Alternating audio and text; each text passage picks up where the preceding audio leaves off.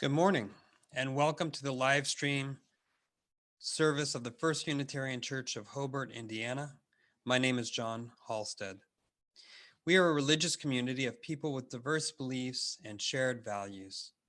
Our diverse beliefs are expressed in our 6 sources, and our 6 shared values are expressed in our 7 principles, both of which can be found online at uua.org. Together, we strive to grow spiritually, build community, and live our values in the world. We do not currently have a full-time minister. When we do not have a minister in the pulpit, we invite members or guests to share a special message with us. This is one such Sunday. Today, the message will be given by myself with some help from my family. During this time of responsible social distancing, we are striving to maintain the authenticity of our services. So we want to draw your attention to several parts of our service today. The bell you heard ringing was our actual church bell, which was recorded by Bob Allen. The chalice which you see being lit today is our actual chalice, which has been made possible by James Johnson. And the music you hear is recorded each week by our music director, Jeremy Jacobson. If you are willing and able, we invite you to leave your cameras on so that your fellow congregants can see you just as they would if you were physically present. There will be a time in the service when you will all be unmuted briefly to say good morning to one another. Near the end of our service today, we will be holding a communal blessing or rededication of our Flaming Chalice. We encourage you to find a couple of items to participate in the service today. The first is a candle, preferably a tea light with a means of lighting it. And the second is a small cup of water. We are currently streaming on Zoom, Facebook, and YouTube. Our service is recorded and will be made available for future viewing on Facebook, YouTube, and the church website. We want to thank our technical team, which includes James Johnson, Valerie Lambert, and myself. Please take a deep breath now and join us in a spirit of reverence as we listen to our prelude.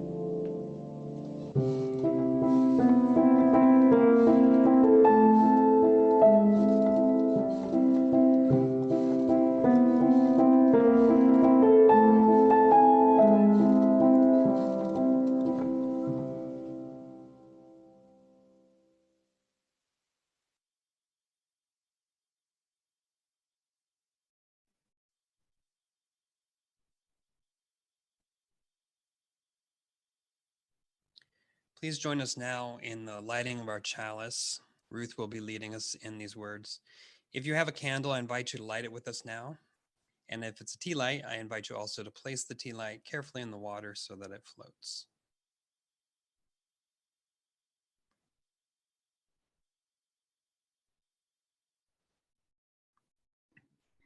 We gather this hour as people of faith, with joys and sorrows, gifts and needs. We light this beacon of hope, sign of our quest for truth and meaning in celebration of the life we share together.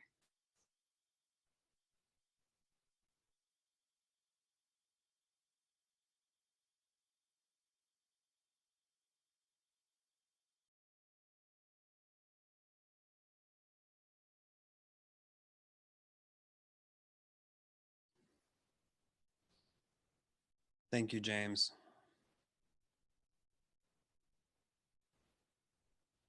We invite you now to join us in singing our opening hymn, Rise Up, O Flame, number 362.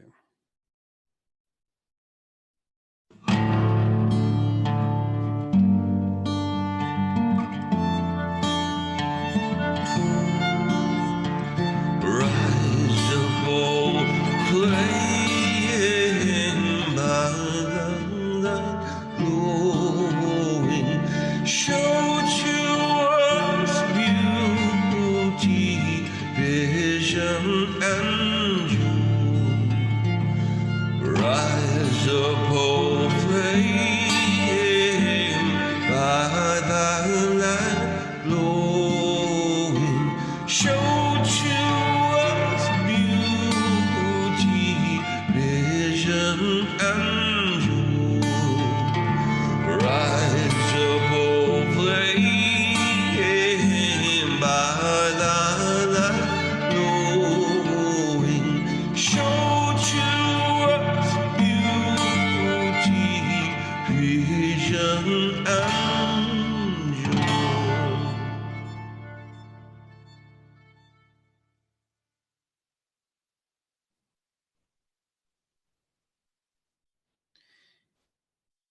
Thank you, Jeremy. Please now join us in our affirmation of faith. Ruth will lead us in the words. Love is the doctrine of this church. The quest for truth is its sacrament. Service is its prayer. And this is our covenant, to dwell together in peace, to seek the truth in love, and to help one another.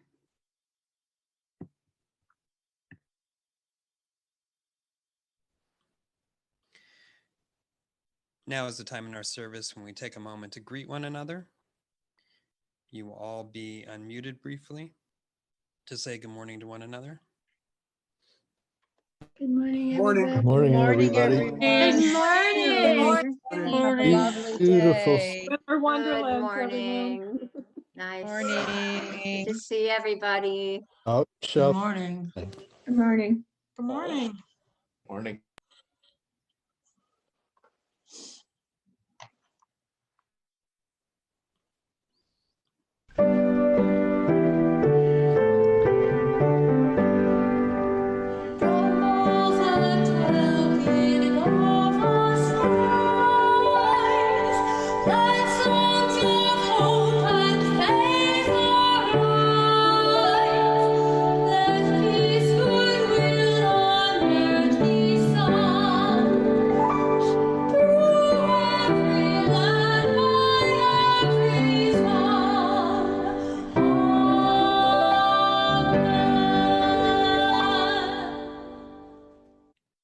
Oh, sorry, you all had heard me hear me singing that.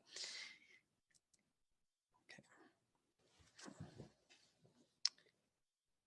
So now is the time in our service when we take a moment to share our joys and concerns which have arisen the previous week.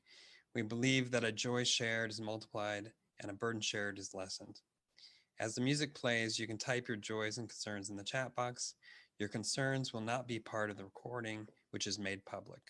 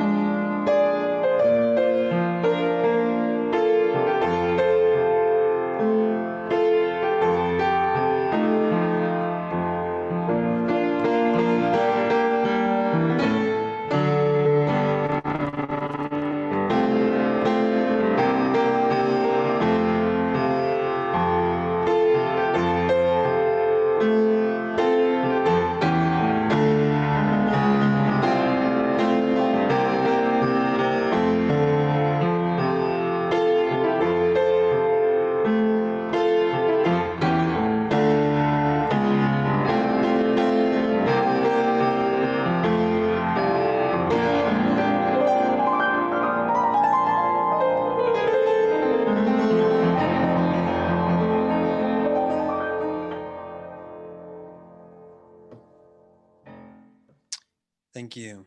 We hold in our hearts the joys and concerns which have been shared, as well as those which are too tender to express. I do want to draw attention briefly to the art. You may have noticed that some of the art that we're using during the service now is a little different. This was donated to us by an artist named Pi Luna, and if you would like, you can check out her work at pilunaart.com.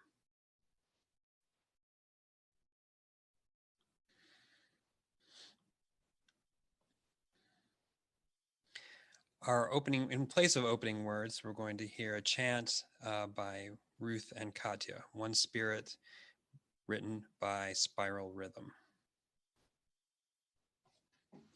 One spirit in the dark, like a candle wavers. Many spirits join as one, burn with the power of the blazing sun. There is strength in community, the circle empowering you and me. The circle binds, yet sets us free. In God's name, so may it be. One spirit in the dark, like a candle wavers. Many spirits join as one, burn with the power of the blazing sun. There is strength in community, the circle empowering you and me. The circle binds, yet sets us free. In the Goddess name, so may it be. One spirit in the dark, like a candle wavers. Many spirits join as one, burn with the power of the blazing sun. There is strength in community, a circle empowering you and me. The circle binds, yet sets us free. In the Goddess name, so may it be. One spirit in the dark, like a candle wavers.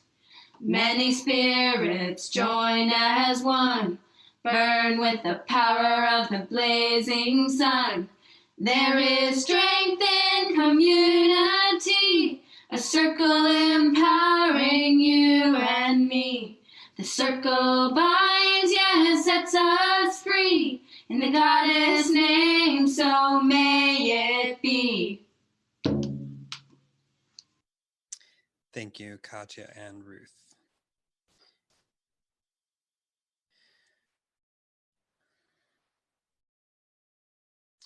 Flame has been a central symbol for many of the world's religions over the centuries, tended at monuments and tombs of soldiers and saints, and candles burn in cathedrals, temples, mosques, and in Unitarian churches. Perhaps the central ritual of our congregation is the lighting and extinguishing of our chalice. I have heard some of you call it our one ritual. While we have been social distancing and our services have been remote and virtual, we have continued to perform this ritual with the same chalice which we used when we worshiped together. I'm so grateful to James Johnson for taking the initiative to take custody of our chalice and assume the responsibility of lighting and extinguishing it for us every Sunday. This spiritual touchstone has been very important to me in these dislocating times, as I'm sure it has been for many of you as well. The words we speak during the lighting and extinguishing of the chalice attest to the importance of this symbol for us.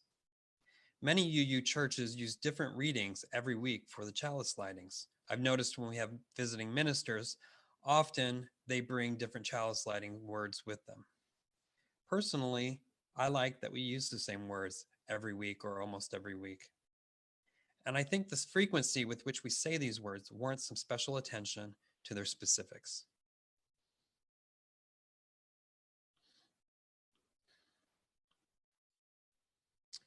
When we light the chalice, we say, "We gather this hour as people of faith, with joys and sorrows, gifts and needs. We light this beacon of hope, sign of our quest for truth and meaning in celebration of the life we share together." And when we extinguish the chalice, we say, "We extinguish this flame, but not the light of truth, the warmth of community, or the fire of commitment. These we carry in our hearts until we are together again. In these two recitations, we speak of the chalice being four different symbols: a beacon of hope, a light of truth and meaning, the warmth of community, and the fire of commitment. Hope, truth and meaning, community, commitment. I think these feelings or these values represent us and our aspirations well. Tomorrow is February 1st, and I want to talk about these four values in light of four holidays which are celebrated in the month of February here in the US. There's the secular holiday of Groundhog's Day, the pagan celebration of Imbolc or Brigid on the same day, the Christian holiday of Candlemas or Candlemas, and Valentine's Day. First, I have to admit, I really do not like February. It's probably my least favorite month. On average, it's the coldest month of the year here, as well as in most places that I've lived. It's fitting that I'm giving this sermon or this talk after a snowstorm.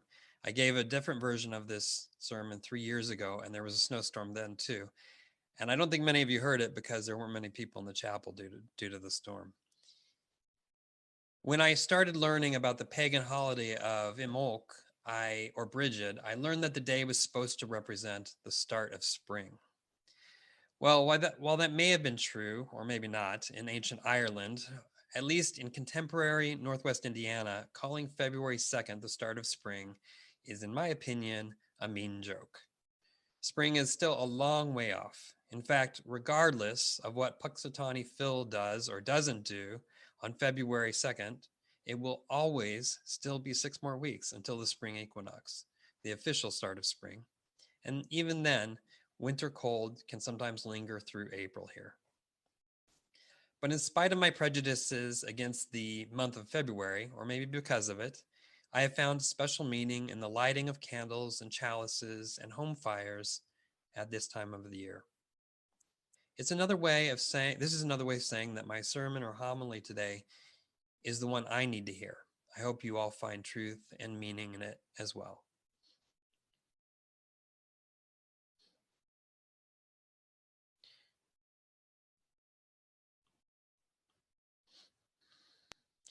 The first meaning of our flame is a beacon of hope.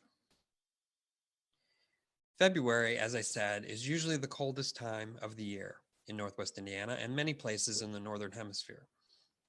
Most of us humans probably hope for an early spring, and this hope becomes especially acute at this time of the year when the cold winds are still blowing and the snow is piling up. So it's natural that we would be looking to the natural world for signs of spring that might just be around the corner.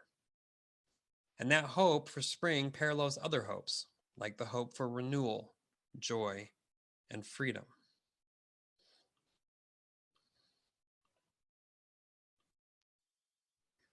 We all know the myth of the groundhog, how he comes out of his burrow on February 2nd, and if the sun is shining and he sees a shadow, then he flees to his burrow for another 6 weeks of winter. This may be a vestige of some ancient practice of forecasting the weather. I always thought it was strange that sunshine in early February would augur more winter. It seems like it should be the other way around. Shouldn't sunshine be a sign of an early spring? But that's not always the case. Maybe you've heard the aphorism, in like a lion and out like a lamb, in reference to the month of March. So that a stormy beginning to March is supposed to forecast a pleasant end, and vice versa. Or some of you may have heard the saying, it's always darkest before the dawn. In nature, as in many aspects of human life, one thing seems to give rise to its opposite. This is true in our individual psychologies, as well as in our collective politics.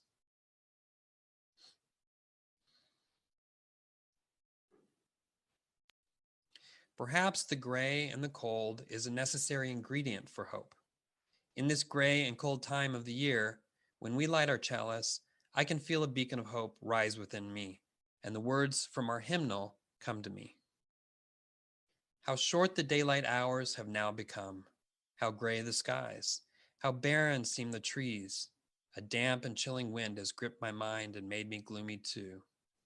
That there is that in me which reaches up towards the light and knows that my religious myth and dream of reborn joy and goodness must be true, because it speaks the truth of older myths, that light returns to balance darkness. Life surges in the evergreen and in us, and as children are hope and saviors of the world, as miracles abound in common things.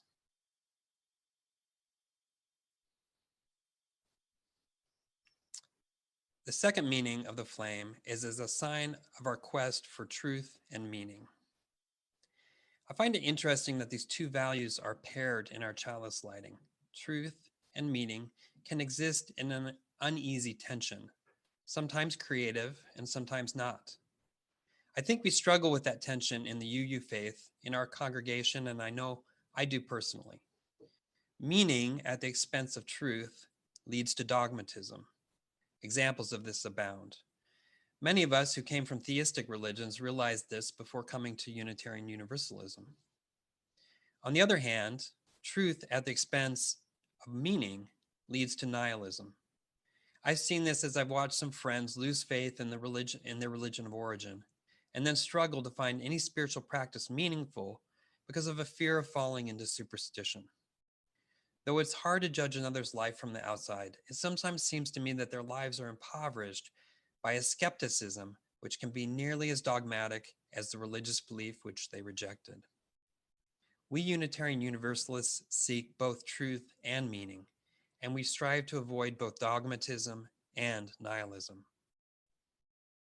Now, pagans are a relatively new addition to the UU collection of faiths, but one which I think was needed. Our six sources was added in 1995.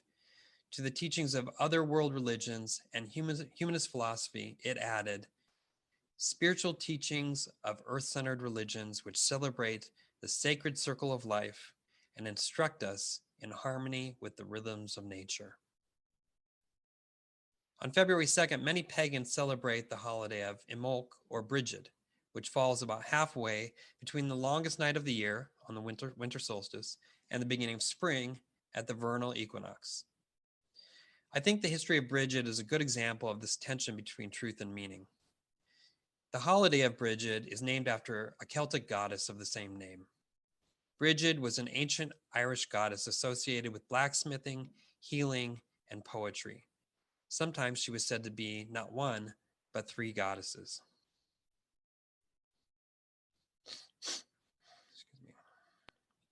At her shrine in Ireland, a healing well, a group of young women tended an eternal flame. Not coincidentally, the name Brigid is also shared by an Irish Catholic saint, Saint Brigid of Kildare, who reportedly founded a monastery on the site of the pagan shrine to Brigid. One time in history, nearly every Irish family had a statue of St. Patrick and a statue of St. Brigid. The holy days of both Brigids are celebrated on February 2nd. Looked at from the truth angle, it's unlikely that either of these Brigids were historical people, or at least entirely historical. But looked at from the meaning angle, there are some fascinating parallels between the goddess Brigid and the Saint Brigid. In addition to sharing a holiday and a sacred site at Kildare, both are associated with fire as well as water, with the perpetual flame at Kildare, Ireland, and with healing wells. The truth perspective reminds us not to take the stories of these goddesses and saints too seriously, to hold them lightly, while the meaning perspective invites us to look beyond the literal truth or untruth of these stories and discover what meaning they had for the people who told them and what meaning they might have for us today. The story of the two Brigids, for example, invites us to wonder at the power of the element of fire, which is the power which the element of fire has had over the human heart for so many centuries. As we light our chalice, I am reminded of the eternal flame of the two Brigids, and I am reminded to strive to hold both truth and meaning in balance.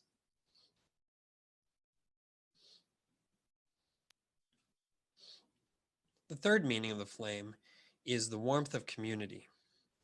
February 2nd is also the Christian holiday of Candlemas or Candlemas, the Mass of Candles, also called the Feast of the Presentation of Jesus and the Feast of the Purification of the Blessed Virgin Mary. And sometimes in places, the Christmas season extends until February 2nd. Candlemas celebrates or commemorates the presentation of the infant Jesus at the temple 40 days after his birth. On Candlemas, some Christians bring candles to church to be blessed. The candles, which represent Jesus as the light of the world, are used for the rest of the year. And here in a few minutes, we will have our own blessing of our chalice. Candlemas has several different themes, such as purification. As it so happens, we get the name of February from the Latin februm, which means purification, and refers to the Roman festival of Lupercalia, a festival of purification. Now, purity is not a concept that is usually embraced by religious liberals, and usually I think that's for good reason. But purification can simply mean the act of beginning anew, of releasing the memory of past shortcomings, our own and others, and renewing our commitments to the future.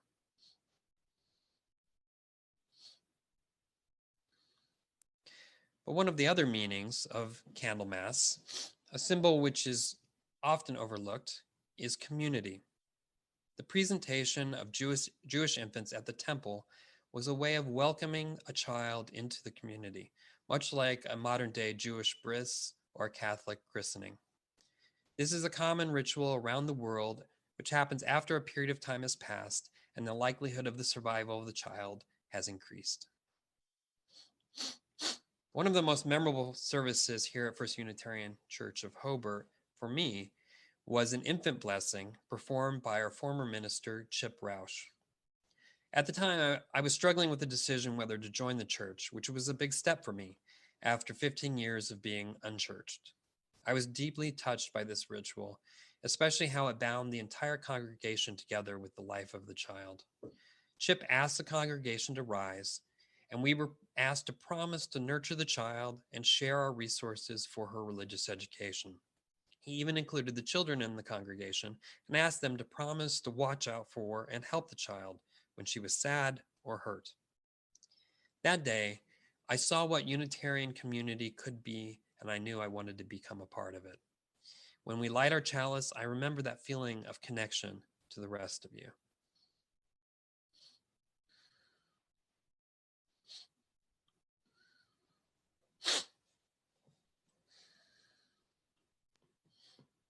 The fourth meaning of the flame is the fire of commitment. Probably the most celebrated holiday in our culture is Valentine's Day.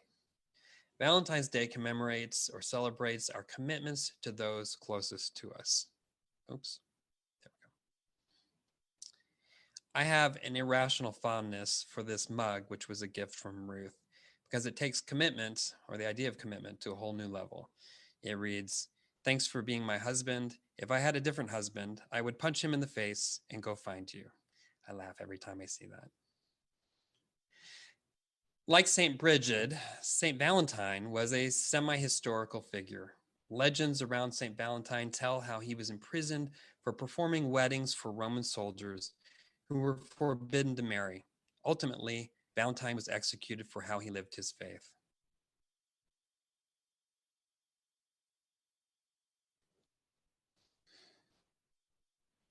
Commitment takes many more forms than the purely romantic.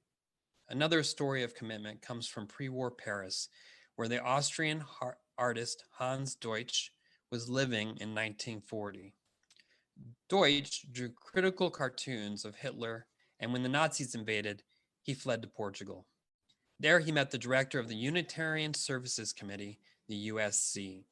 The USC will be familiar to those of you who watched the Ken Burns documentary, Defying the Nazis, about Waitzel and Martha Sharp.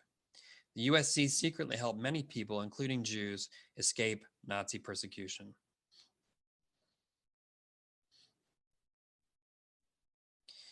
The director of the USC asked Hans Deutsch to make a symbol for their papers that would make them look official, but also symbolize the spirit of their work. Deutsch drew a chalice with a flame, like the kind Romans placed on their altars. For thousands of Unitarian Universalists today, the Flaming Chalice reminds us of the sacrifices others have made for their beliefs and calls us to manifest our commitment to our values in our lives. When we light our chalice, I'm reminded of our commitment to one another and to the wider world. It was largely because of this commitment to social justice that I decided, after several years of attending, to join this congregation. I'm reminded that this congregation recently made a commitment to doing anti-racist work both internally and externally, a commitment which we manifest by hanging our Black Lives Matter banner outside the church. I see these banners in front of our church as serving the same function as our Flaming Chalice, reminding us and others of our commitment to justice. And I should say that for the next 4 weeks through the month of February, we're going to have a slightly different schedule. So we're going to have our check-in starting at 9 o'clock in the morning. And Janet, you can nod if I'm getting this right. And at 10 o'clock, we are going to have anti-racist presentations for the 4 weeks in February. So I encourage you all to join us for those. Please join me now in singing our intermediate hymn, The Fire of Commitment.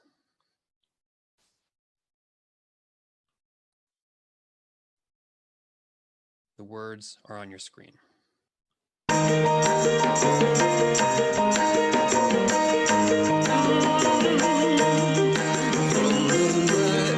Days remember, burns to become bright and clean, guiding hands and hearts and spirits into faith set free from fear.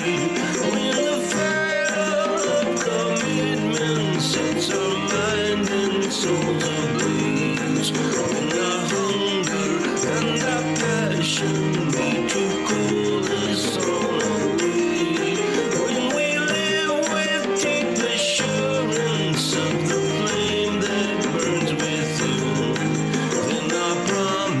Finds fulfillment and a future can begin.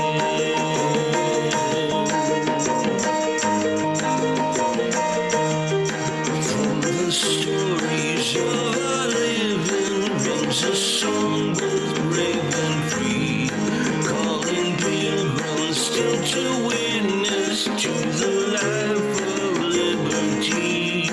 When the sets our mind and souls ablaze, when our hunger and our passion meet to call us on our way, when we live with deep assurance of the flame that burns within, then our promise finds fulfillment and our future can begin.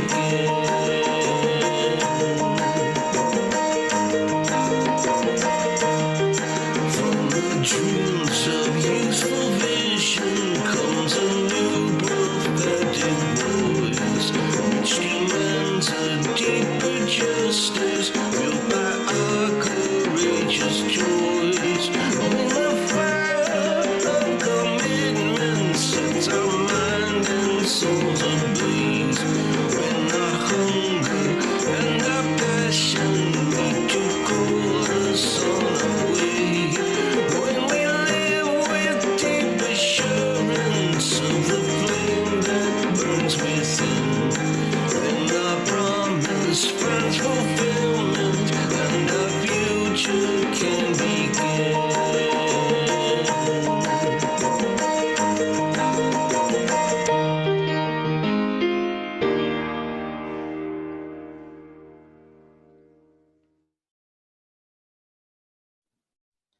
Thank you again, Jeremy. Now, I'm not a minister, obviously, and I have no special power to bless. But Unitarian Universalism is a Protestant tradition which recognizes the priesthood of all believers, and a Congregationalist religion which places responsibility for religious community not with an authority figure, but with the whole congregation. Therefore, I invite you to join me at this time in blessing our chalice, the central symbol of our faith, and consecrating it to its sacred purpose of calling us to hope, signaling our quest for truth and meaning, and inviting us into community and inspiring us to greater commitment. I will recite the words that will be on your screen in regular print, and then you will recite in unison the words in italicized print along with Ruth. As we do this, I hope you can see our chalice in the corner of your screen.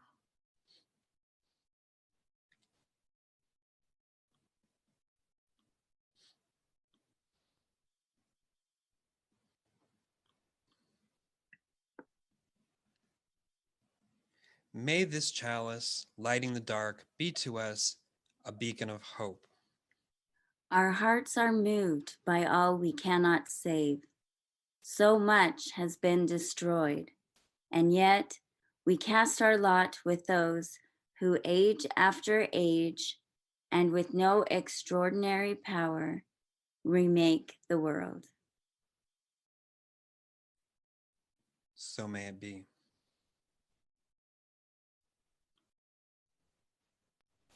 May this chalice be to the world a sign of our quest for truth and meaning. May our beliefs be like gateways, opening to wide vistas for our exploration. May our beliefs be pliable like a young sapling, ever growing towards the sun. May our beliefs be expansive and lead to wider and deeper sympathies. May our shared beliefs bind us together in community, and may our differences beautify the pattern. So may it be.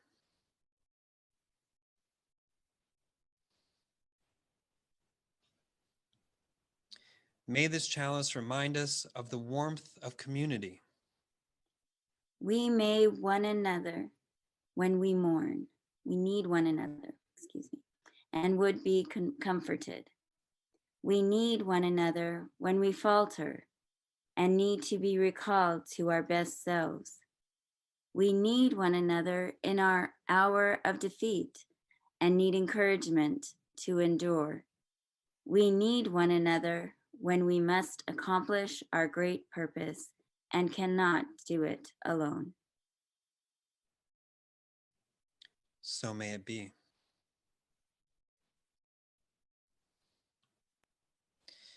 May this chalice burning bright spark in us the fire of commitment. We are only a few, but still we are a few. We cannot do everything, but still we can do something. We do not have the right to sit down and feel hopeless. There is too much work to do. So may it be.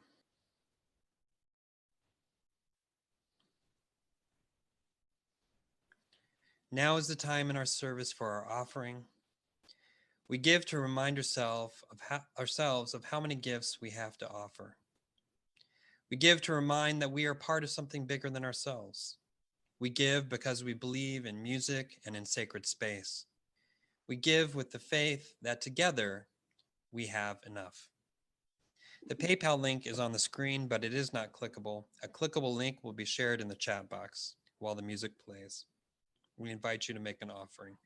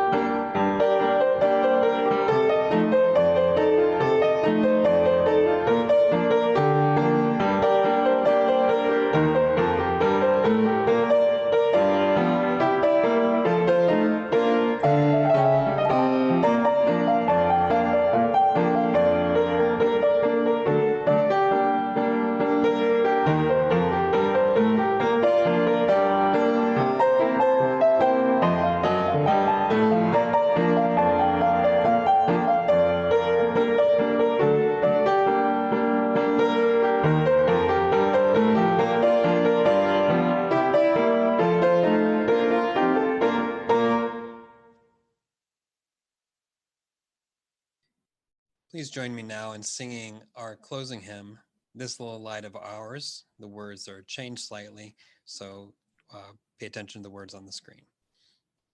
This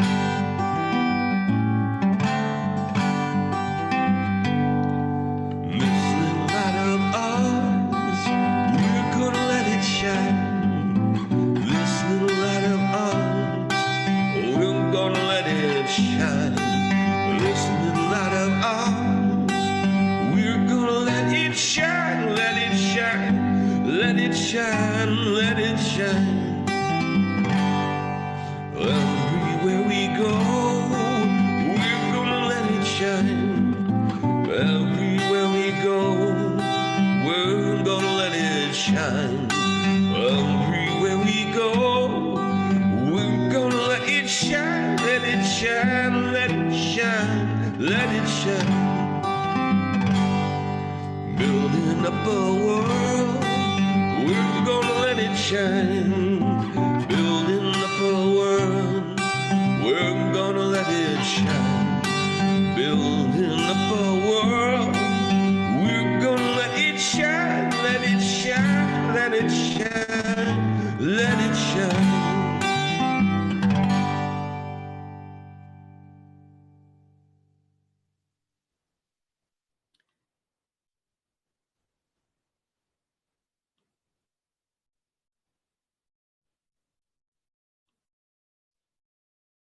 Jeremy will now play our postlude. If you have that cup of water with you, I invite you to dip your finger in the water, and if you like, and touch your finger to your forehead as a sign of your renewed commitment to hope, to truth, to meaning, and to community.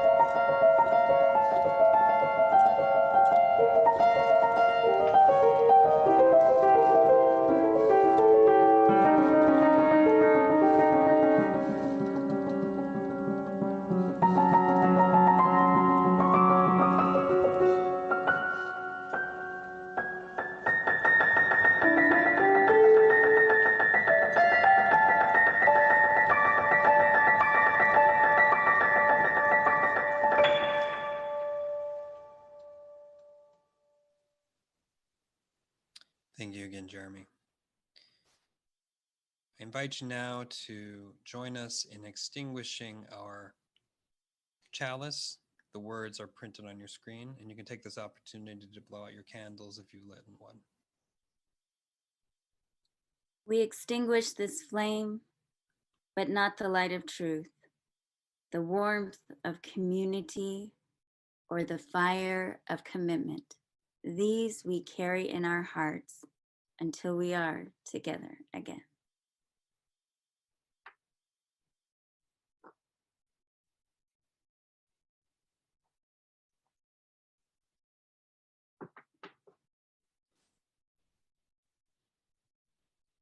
I hope you all will join us now for our coffee hour. You will all be unmuted in just a few seconds.